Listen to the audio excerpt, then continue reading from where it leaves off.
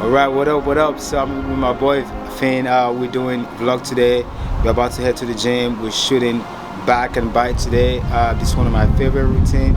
I'm gonna do a lot of heavy compound movements, and then it's gonna be dope time. It's gonna be fun. So I'm excited. Let's get it.